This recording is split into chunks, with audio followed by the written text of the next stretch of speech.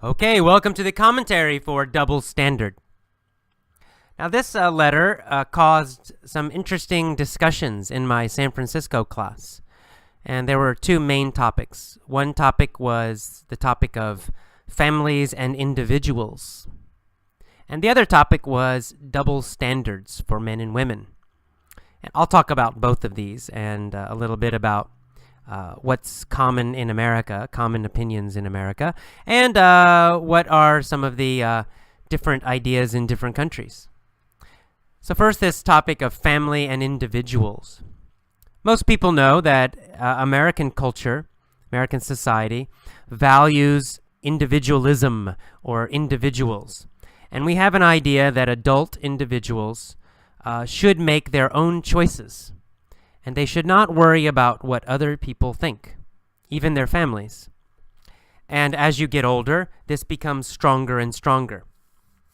So when I read this letter, for example, and I saw this woman is in her mid-50s, middle 50s, so she's probably, 55 years old.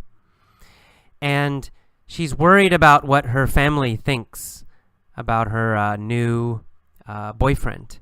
My first reaction, I thought, this is very strange. This is an older woman. Why does she care about what her sister and her parents think? She should just do what she wants. She's an adult woman. This is crazy. And that's a common American reaction. We have an idea in the United States that when you're an adult, you should be independent. You should make your own decisions. You should not ask your parents for advice all the time.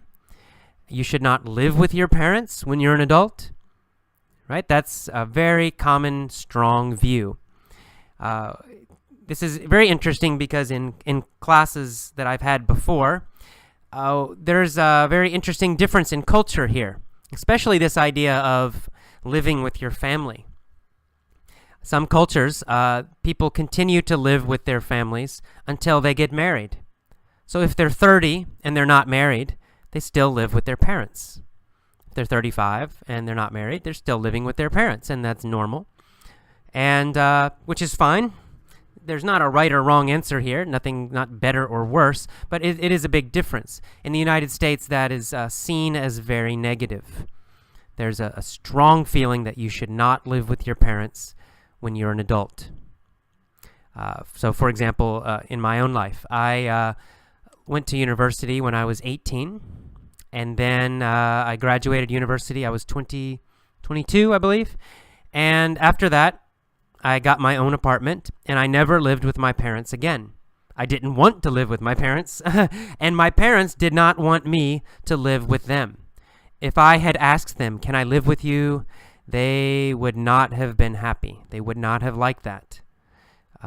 They would think there was something wrong with me. I can't support myself. I can't get my own job. I'm not independent. That's not good. So, and for me, wouldn't like it because I don't want to live with my parents, and I'm an adult. I don't want them telling me what to do or anything like that. So it's on both sides. Both the children and the parents have this idea that when you're an adult, you leave home and you should be independent and should make your own decisions. But I've met students from other countries who say it's very normal to live with their families until they're married. And in some cultures, even after they get married, the couple will go and live with one of the families, the husband's family or the wife's family. And that's considered normal. So in these cultures, family and the family's opinion continues to be important even when they're adults. So maybe some of you listen to this article, you think, oh, this sounds normal. Maybe some of you think this woman needs to worry about her family. If her family doesn't like the situation, maybe she should not date Will. That might be a reaction that some people have.